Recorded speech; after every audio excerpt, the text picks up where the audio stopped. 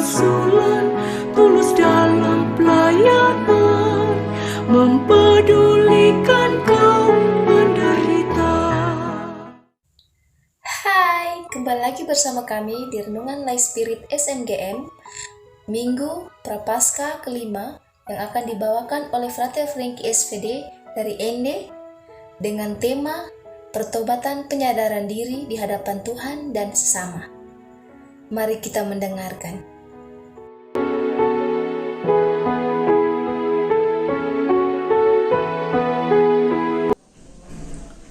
Semoga Tuhan beserta kita sekarang dan selama-lamanya. Inilah Injil suci menurut Yohanes. Dimuliakanlah Tuhan. Lalu mereka pulang masing-masing ke rumahnya, tetapi Yesus pergi ke Bukit Zaitun. Pagi-pagi benar, ia berada lagi di bait Allah, dan seluruh rakyat datang kepadanya. Ia duduk dan mengajar mereka. Maka ahli-ahli Taurat dan orang-orang Farisi membawa kepadanya seorang perempuan yang kedapatan berbuat zina. Mereka menempatkan perempuan itu di tengah-tengah, lalu berkata kepada Yesus, "Rabi, perempuan ini tertangkap basah ketika ia sedang berbuat zina. Musa dalam hukum Taurat memerintahkan kita untuk melempari perempuan-perempuan yang demikian. Apakah pendapatmu tentang hal itu?" Mereka mengatakan hal itu untuk mencobai dia, supaya mereka memperoleh sesuatu untuk menyalahkannya. Tetapi Yesus membungkuk, lalu menulis dengan jarinya di tanah. Dan ketika mereka terus-menerus bertanya kepadanya, ia pun bangkit berdiri, lalu berkata kepada mereka, "Barang siapa di antara kamu tidak berdosa, hendaklah ia yang pertama melemparkan batu kepada perempuan itu."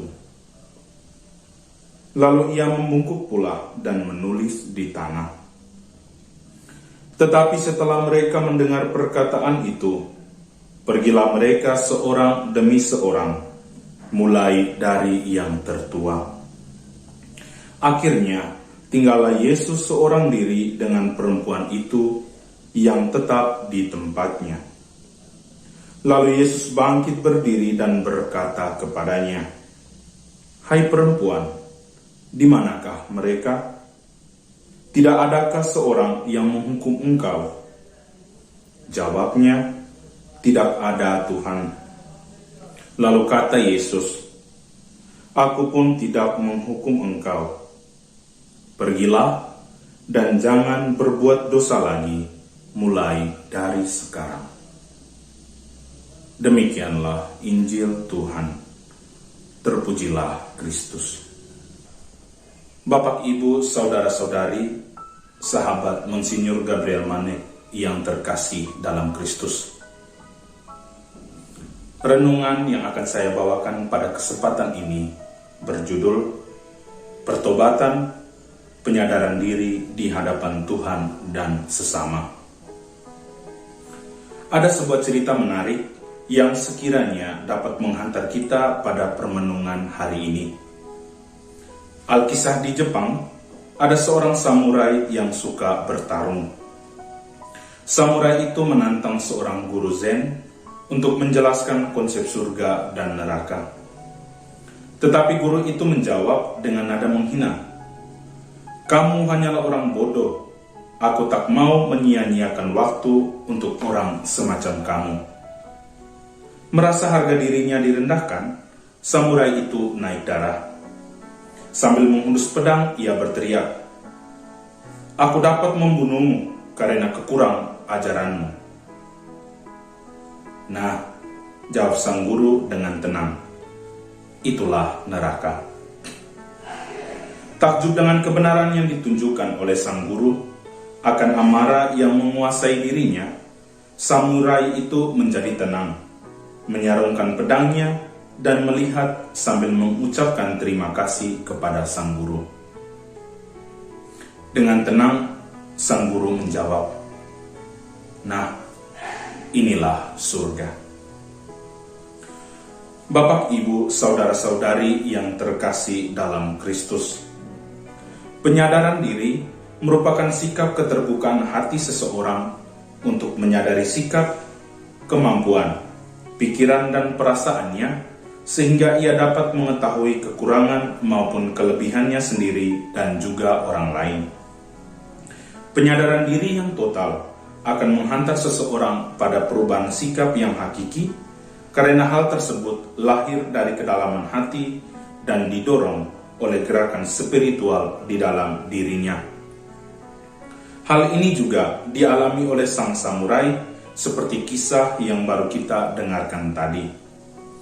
Dengan bantuan sang guru Zen, ia dapat menyadari dan menemukan konsep surga dan neraka, sekaligus di sana ia juga menyadari akan kekurangan dan kelebihan dirinya.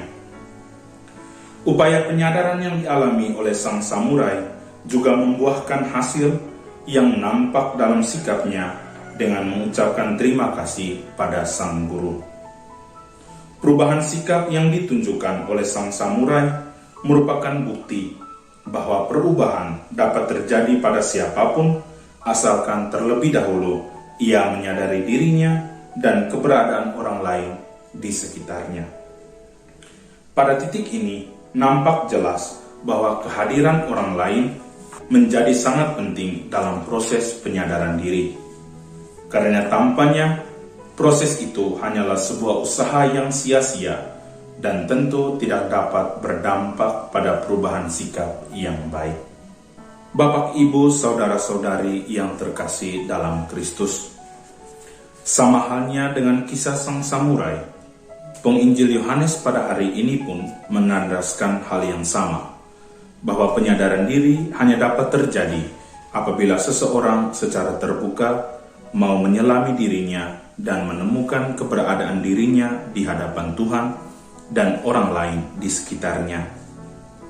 Dalam usaha penyadaran diri tersebut, Yohanes menampilkan dua tokoh yang berbeda, yakni ahli Taurat dan orang Farisi, dan yang kedua, perempuan yang didapati sedang berbuat zina. Tokoh pertama, orang Farisi dan ahli Taurat, adalah orang-orang terpandang dan berpendidikan. Mereka dihormati oleh masyarakat Yerusalem karena kepintaran mereka dan dianggap telah menguasai dan menjalankan hukum Taurat secara baik dan benar. Atas dasar itu, dengan kelebihan yang dimiliki, mereka selalu merasa diri benar dan harus dihormati dalam situasi apapun. Sedangkan di sisi lain, mereka sangat jeli untuk menilai kekurangan atau kesalahan orang lain. Dan di sisi lain, perempuan yang didapati sedang berbuat zina merupakan perwakilan dari orang-orang lemah, mereka yang tidak dihormati dan terpinggirkan karena dianggap sebagai pendosa. Perempuan tersebut merasa bersalah karena telah didapati sedang berbuat zina dan ia tidak menyangkali perbuatannya sehingga merelakan dirinya dibawa ke hadapan Yesus. Lalu bagaimana sikap Yesus dengan dua tokoh tersebut? Ada dua sikap yang ditunjukkan oleh Yesus kepada dua tokoh tersebut. Yang pertama, kepada orang Farisi dan ahli Taurat, Yesus membungkuk dan menulis di tanah. Sikap ini merupakan gerakan simbolis untuk menyadarkan mereka bahwa semua manusia memiliki harkat dan martabat yang sama karena semua diciptakan oleh Tuhan dari debu tanah yang sama pula.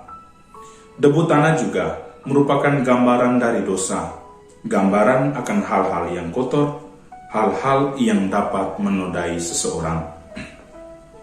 Dengan demikian, Yesus juga mau menunjukkan bahwa manusia tanpa terkecuali adalah makhluk yang berdosa, yang tidak luput dari kesalahan dan kelemahan, sehingga tidak ada satu orang pun yang berhak menghakimi orang lain karena dosa yang dilakukannya. Sedangkan kepada perempuan yang didapati berbuat zina, Yesus menampilkan sikap yang berbeda. Ia tidak menghakimi atau menyalahkan perempuan tersebut. Yesus malah bertanya kepada perempuan tersebut, "Tidak adakah seorang yang menghukum engkau?" Pertanyaan Yesus ini merupakan bentuk penyadaran kepada perempuan bahwa Allah tidak pernah menghukum siapapun, sekalipun ia berdosa, karena Allah sangat mencintai umatnya.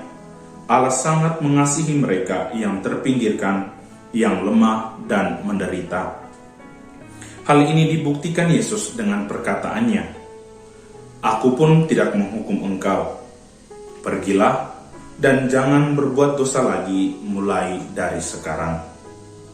Dari dua tokoh di atas, kita lalu bertanya dalam hati kita, apa yang Tuhan kehendaki untuk saya?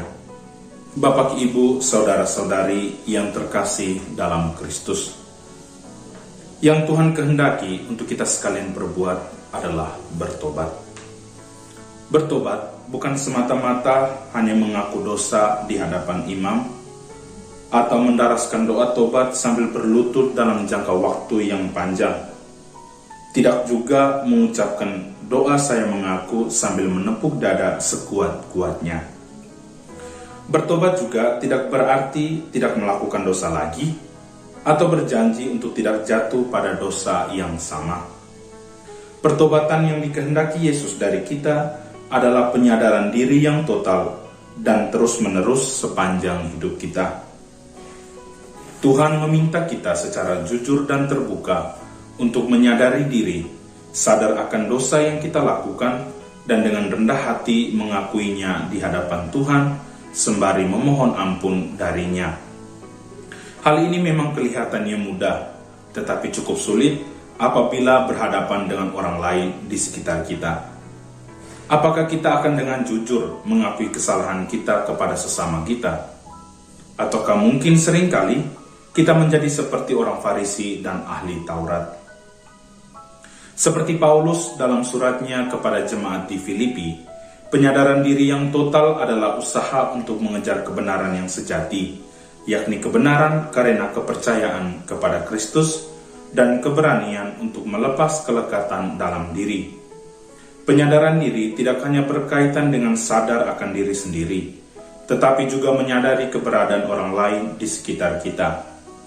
Seringkali kelekatan-kelekatan duniawi seperti kekayaan, kekuasaan, dan ketergantungan teknologi dan media sosial membuat kita lupa bahwa ada begitu banyak orang yang menderita kelaparan, sakit penyakit, kemiskinan, dan mereka yang lemah serta tidak berdaya, juga mereka yang kehilangan harga diri dan martabat mereka sebagai manusia. Untuk itu, Yesus meminta dan memanggil kita sekalian untuk berani melepas kelekatan duniawi tersebut, sehingga kita menjadi pribadi yang bebas, pribadi yang bersedia dengan ikhlas hati untuk memenuhi panggilan surgawi seperti Paulus, sehingga dapat menjamah sama saudara kita yang belum memperoleh kasih dan kemurahan Tuhan dalam hidup mereka. Dengan demikian, kita sekalian dapat mencapai penyadaran diri yang total, yang menghasilkan perubahan sikap, yang memampukan kita untuk mampu melayani orang lain dengan sepenuh hati. Bapak, Ibu, saudara-saudari, sahabat Monsinyur Gabriel Manek yang terkasih dalam Kristus, marilah di masa Prapaskah ini, bersama Yesus Kristus yang menderita, kita sekalian dengan rendah hati menyadari diri dan mengakui kelemahan serta kedosaan kita di hadapan Tuhan.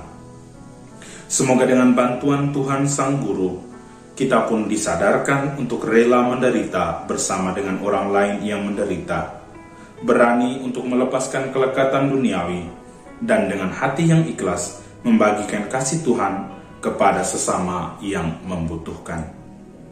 Dan semoga penderitaan bersama Kristus yang tersalib dapat menyadarkan kita untuk bertobat dari waktu ke waktu, sekaligus menjadikan diri kita sebagai perwatan nyata akan kasih Allah kepada sesama di sekitar kita.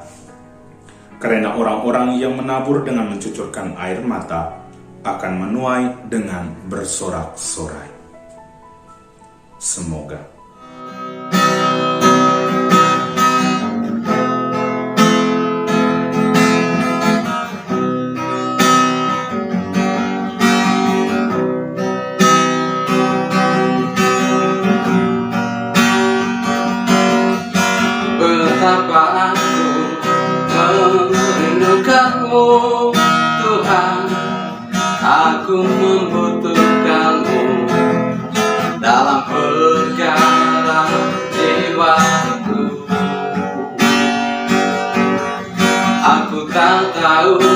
kemana aku harus melangkah jika tanpamu Tuhan hidupku tak berarah. Betapa aku mencintaimu Tuhan, di saat aku jauh darimu Engkau dekat. Engkau mengutus Roh Kudus memberi hidup ke atasku dan tinggal di dalam jiwaku.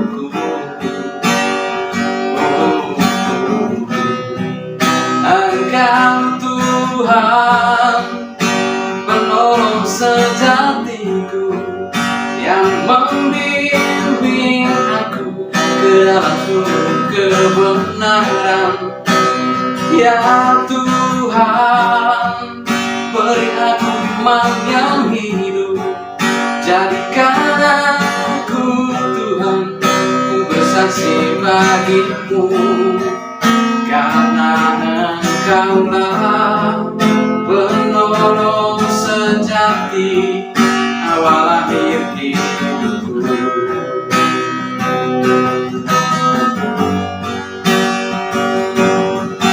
Betapa aku mencintaimu Tuhan, di saat aku jauh darimu Engkau dekat. Engkau mengutus Roh Kudus memberi hidup ke atasku dan tinggal di dalam jiwaku.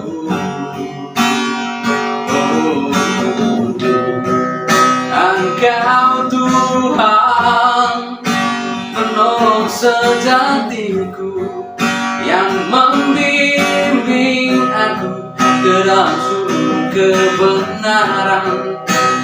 Ya Tuhan, beri aku iman yang hidup, jadikan aku Tuhan ku bersaksi bagimu, karena Engkaulah penolong sejati awal akhir hidupku. Karena Engkaulah penolong sejati awal akhir hidupku.